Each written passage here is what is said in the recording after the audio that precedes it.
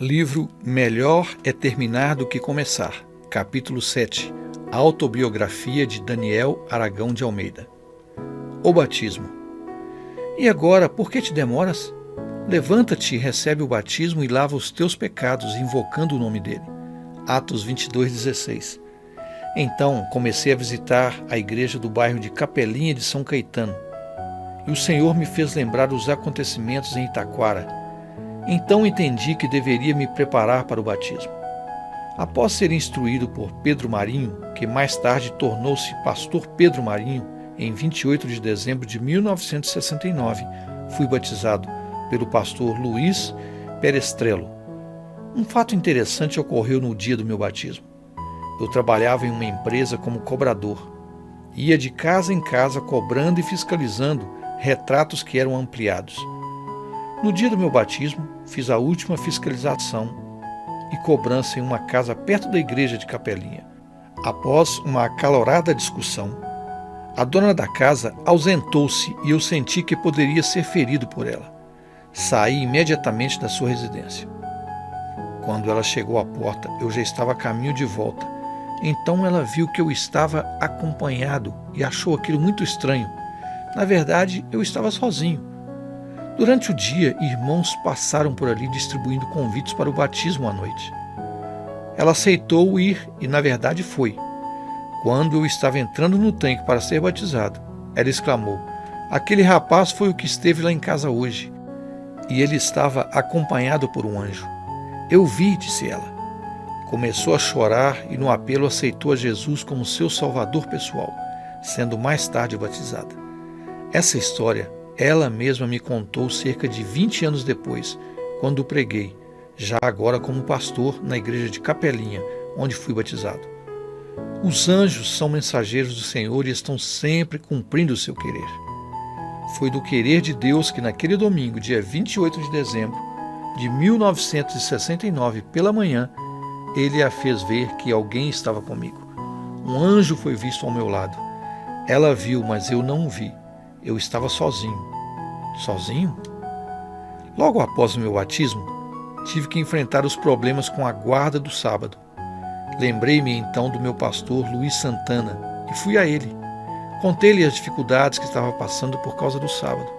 Então lhe pedi que arranjasse uma vaga para mim, como vendedor nas lojas de seu pai, a sapataria Santana. Ele me colocou em seu carro, um Belcar da Vemag, e ao invés de apresentar-me a seu pai, o irmão Raimundo Santana levou-me até a missão Bahia e Sergipe e apresentou-me ao pastor Odilon, departamental de publicações. Deus estava guiando tudo. O irmão Osana foi o meu primeiro auxiliar.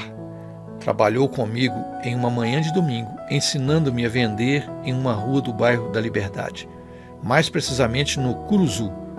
Apesar de até hoje ser grato ao irmão Osana, inicialmente eu não fui muito bem, comportando sozinho.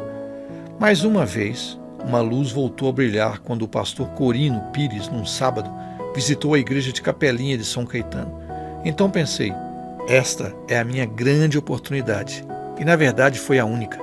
Eu agarrei com todo o fervor a oportunidade que foi para mim o começo de um futuro promissor.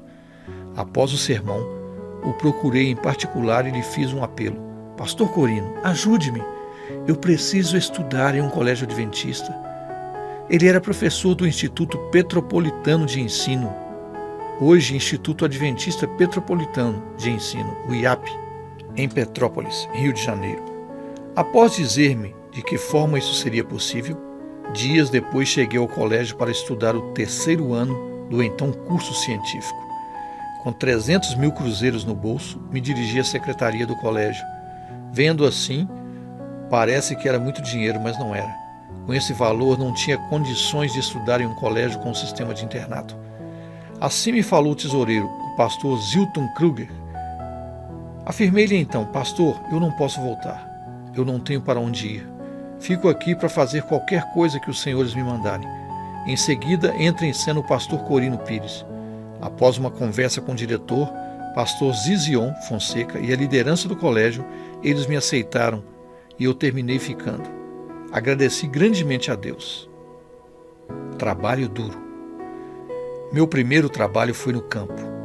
O trabalho consistia em armazenar o capim em silo, um grande espaço aberto no chão, onde recebia o capim de cima, triturado por uma máquina que caía e eu o amassava.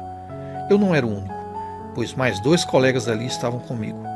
Não demorou muito, os ombros e os braços ficaram cortados pelo capim. Por alguns dias, não consegui dormir. Vendo a minha situação, um colega e conterrâneo por nome Rubens me ofertou uma camisa de mangas compridas para que eu pudesse trabalhar mais aliviado. Mesmo assim, não foi possível continuar. Fui ao meu chefe e lhe pedi outro trabalho. Ele mandou-me ao campo cortar o capim. Certo dia, ao cortar o capim, quase que fui mordido por uma cobra jararaca. Voltei ao meu chefe e lhe pedi outro trabalho. Eu que tinha prometido ao chegar ao colégio que faria qualquer trabalho. Um segundo pedido para mudança de trabalho não soou bem aos seus ouvidos. Então criei coragem e lhe fiz um apelo. Deixe-me ir para o Rio de Janeiro com os que vendem discos do coral e assim posso pagar os meus estudos. Trabalhei com vendas desde os meus 7 anos na mercearia de meu pai e sei que posso ser bem-sucedido. Os que vão ao Rio de Janeiro vender discos do coral são os coristas, disse-me ele. Eu então apelei para o chefe do projeto e fui atendido. A primeira música tema do disco tinha a letra que mais uma vez mexeu comigo. Aonde quer que tu fores, irei também. Aonde quer que tu pousares, ali pousarei. O teu povo é o meu povo, e o teu Deus é o meu Deus. Uma das mais lindas histórias de amor fraterno que encontramos no Velho Testamento. A história de Ruth e Noemi. Longe de casa, entendi que Deus estava guiando-me. Perdido no Rio de Janeiro. Comecei a ir então com os coristas para o Rio de Janeiro. Eram 2 Kombis Volkswagen lotadas de estudantes carentes. Entre eles, lá estava eu. Logo no primeiro dia, e a situação complicou. Esqueceram de mim no Rio de Janeiro. E agora? Nesse dia vendi apenas um jogo de revistas da casa publicadora. E com o dinheiro da venda consegui lanchar e me sobraram uns trocados. Mas como voltar para o colégio? Aonde é que estou? Onde fica o colégio? Eu só sabia que era na Serra, na estrada de Petrópolis. Foi então que o Espírito Santo trabalhou em minha mente e fez lembrar-me de Teresa, a ex-esposa de meu irmão, que tinha deixado os filhos com ele e veio para o Rio de Janeiro. Acontece que cerca de 3 anos atrás, ainda em Salvador, ela teria me enviado uma carta, falando do seu trabalho como empregada doméstica. Apenas uma só vez li o seu endereço e logo perdi a carta. 3 anos se passaram e agora era impossível me lembrar de qualquer endereço de Teresa. Eram 2 horas da tarde quando o Espírito Santo me disse: lembre-se que o endereço de Teresa é Rua Marquês de Abrantes. Mas como saber onde ficava a Rua Marquês de Abrantes? Numa metrópole como o Rio de Janeiro. Olhei para o ponto de ônibus e arrisquei perguntar para um senhor que ali se encontrava. Um fato interessante que ocorre comigo. Tenho muita dificuldade de perguntar. Então lhe perguntei: o senhor sabe onde fica a Rua Marquês de Abrantes? Sim, disse-me ele. Meu coração quase saiu pela boca nessa hora. O Senhor colocou para mim, ali naquele ponto de ônibus, naquela hora, a pessoa que sabia o endereço. Fica no aterro do Flamengo, disse-me ele. Disse-me ainda que ônibus eu deveria pegar e onde deveria descer. Um ponto após o Monumento dos Pracinhas. Ali mesmo, na Avenida Brasil, em meio ao barulho dos carros, eu agradeci ao Senhor. O coração tremeu de emoção quando, ao descer do ônibus, vi a Rua Marquês de Abrantes. Minha única saída era procurá-la em todos os prédios da rua. Assim o fiz até que achei Teresa. Vejam só, o Senhor me fez lembrar de Teresa, o endereço de Teresa, a pessoa que sabia o endereço de Teresa, que ônibus eu deveria pegar e onde eu deveria descer. Isto é coincidência? Claro que não. Bem, não estava mais perdido, pensei. Foi muita emoção. Pude me alimentar e ainda recebi dela 5.000 cruzeiros para que pudesse voltar ao colégio ainda naquela tarde. Todos esses fatos me impressionaram bastante. Eu não passei uma semana procurando Teresa, não fui a nenhum órgão público, não fui à imprensa nem fui à TV em busca de encontrar Teresa. Em 2 horas apenas o Senhor me fez achá-la. Essa não foi a primeira vez que a alguém foi mostrado um endereço, só que em visão. Tudo bem. Isso ocorreu em outro contexto, mas o sujeito da ação é o mesmo, o nosso Deus. Em Atos capítulo 10 encontramos a história da conversão de Cornélio. Em visão, um anjo lhe apareceu dizendo que as suas orações foram ouvidas e lhe deu um endereço com detalhes onde se encontrava o apóstolo Pedro. Ele foi achado rapidinho e, indo à casa de Cornélio, falou-lhe a respeito da salvação e o salvou, a ele e a todos os seus. No meu caso, não foi uma visão que tive ali, na Avenida Brasil, às 2 horas da tarde, mas foi o Espírito Santo que me fez lembrar e achar o endereço da Teresa.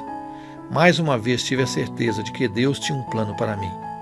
Não fosse a ação do Espírito de Deus em minha mente, eu não teria me lembrado do endereço e não teria encontrado Teresa em apenas 2 horas de busca. Como casos assim podem ser por acaso? De maneira nenhuma. São providências assim, vindas do Senhor, que mexem com a gente. Como não ter certeza de que Deus estava comigo? Impossível. O lugar mais perigoso. Despedi-me de Teresa e parti então para a rodoviária. Mas o último ônibus que passava em frente ao colégio havia saído às 6 horas da tarde. E agora? Pensei. Vou para o posto da Polícia Rodoviária Federal e lá pegarei uma carona. Ao contar a minha história para o policial, ouvi: não podemos fazer nada por você. É proibido parar carros com esse objetivo, porque tem ocorrido muitos assaltos. Você pode se dirigir ao posto fiscal mais adiante e é provável que lá você consiga com os caminhoneiros. Então fui. O tempo foi passando e nenhum caminhoneiro quis me levar. Já era mais de 11 horas da noite quando um caminhoneiro me deu a carona. Passamos a conversar e terminei percebendo que não estava subindo a serra, indo para o colégio. Ele então confirmou que não estava indo em direção à Serra de Petrópolis, onde ficava o colégio. Então pedi para que ele parasse, que eu precisava descer. Como parar? Disse-me ele. Já são mais de meia-noite e esse é o lugar mais perigoso do planeta, a Baixada Fluminense. Pare, insisti. Ele parou e eu desci.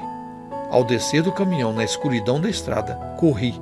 Não tinha outro caminho a seguir, senão correr de volta, correndo e orando ao Senhor. Tive medo, é verdade, mas pedi ao Senhor um anjo comigo. Se cheguei vivo até a Avenida Brasil, é porque um anjo foi comigo. Eu sabia que não foi a primeira vez que um anjo esteve ao meu lado. Corri sem parar até chegar à Avenida Brasil, onde me abriguei em uma garagem de ônibus. Os motoristas que vieram na troca de turno me informaram que o último ônibus passaria por volta de 1 hora da madrugada, mas que ele não costumava parar. Instantes depois, passou como uma bala um ônibus da empresa Cometa, com destino a Juiz de Fora. Fiquei na pista com os braços erguidos pedindo para que parasse. O Senhor Deus o fez parar. O motorista disse-me depois que essa linha não para na estrada. Ela é linha direta. Não sei por que eu parei, afirmou, mas eu sabia. Cheguei ao colégio por volta das 2 horas da madrugada. Ufa! O preceptor acordou e me recebeu. De início não entendeu o que estava acontecendo. Como um estudante interno estaria fora do colégio e chegando às 2 da madrugada? Somente me livrei do castigo ou até mesmo da expulsão quando lhe expliquei tudo na tarde daquele dia. Estive em perigo mais uma vez, mas o Senhor me livrou e me conduziu seguro. Tudo isso que me ocorreu serviu cada vez mais para confirmar que o Senhor tinha um plano para mim. Consegui voltar ao Rio de Janeiro várias vezes depois e fui bem sucedido nas vendas dos discos do coral e assim consegui o estipêndio, isto é, pagar a dívida com o colégio. Aproximava-se o fim do ano.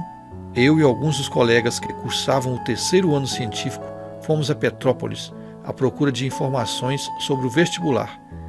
Agora restava-me enfrentar o bicho-papão da época. Com o vestibular unificado parecia mais difícil ser aprovado. Eu estava confiante. Até então eu não tinha ainda escolhido a área.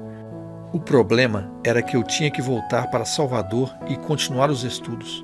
Eu tinha certeza que o sofrimento iria voltar, mas o Senhor estava providenciando um plano para mim. Aproxima-se também o dia da formatura do curso científico.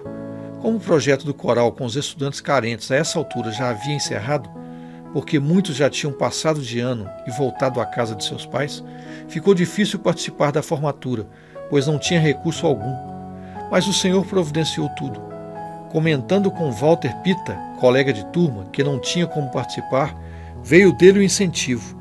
Vamos ao Rio de Janeiro vender canetas e adesivos e assim vamos conseguir o dinheiro para participarmos, disse-me ele bastante animado. Agradeço a esse valente colega. Todas as manhãs saíamos para o Rio de Janeiro a visitar escritórios e vender canetas e adesivos. Até na Central do Brasil estivemos. Graças às providências do Senhor, pude concluir o 3º ano do curso científico, mas não participei da formatura porque a data para sair para Coportar aconteceu muito antes. Os dias que passei no Rio de Janeiro foram momentos de grandes emoções. Esses fatos, ainda que pequenos, foram cheios de significados para mim. Não demorou muito tempo para que eu compreendesse esse cuidado de Deus para comigo. Como disse o salmista, o Senhor te responda no dia da tribulação. O nome do Deus de Jacó te eleve em segurança. Do seu santuário te envie socorro e desde Sião te sustenha. Salmos 20, versículos 1 e 2.